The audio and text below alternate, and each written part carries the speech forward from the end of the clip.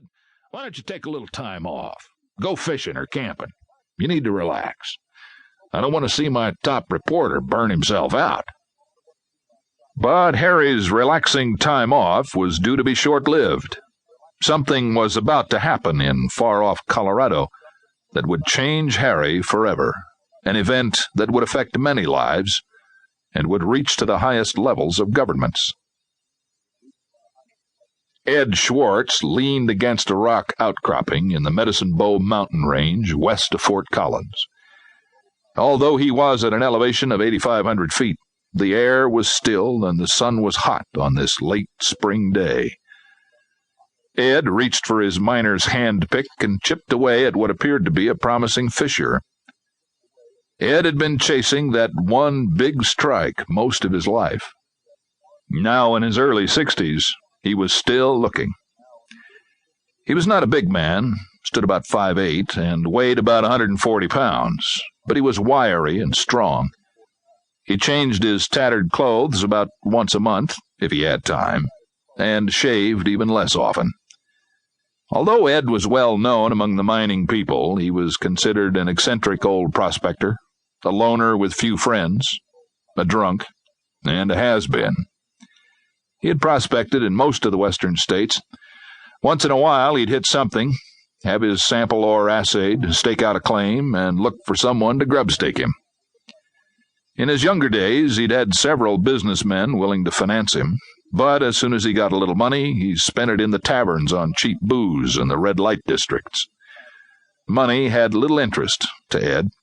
He never learned how to manage finances. He was only interested in finding that big strike.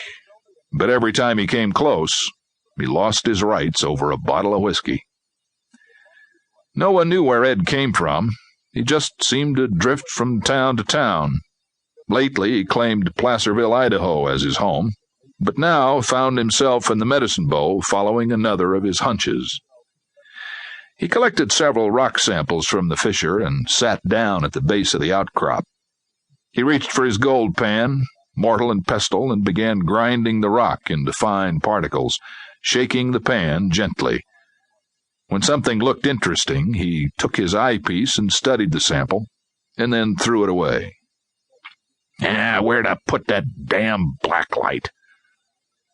He searched his backpack, then remembered he had traded his blacklight for a bottle of whiskey in Fort Collins. Well, probably ain't got any tungsten anyway.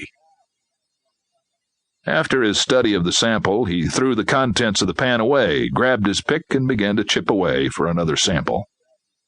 This fissure's got to lead me to that vein. I feel it in my bones. Ed was always the optimist, and had no trouble talking to himself as he went back to work.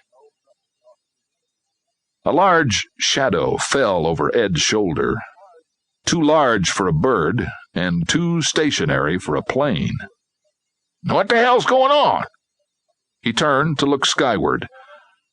Hovering above was a silent, silvery object.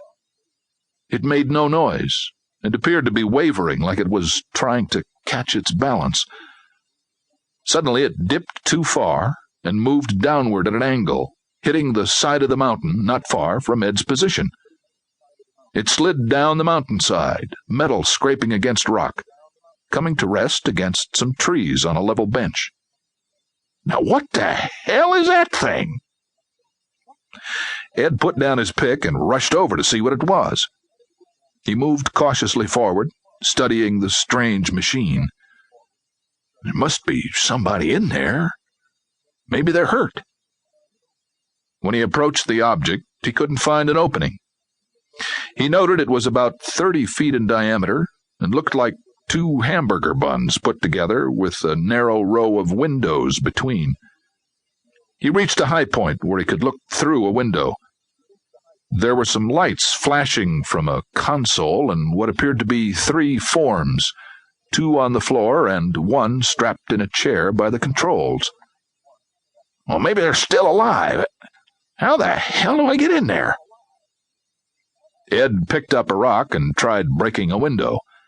No luck. He went back to the outcropping, picked up his tools, eased his way back down the hillside, and began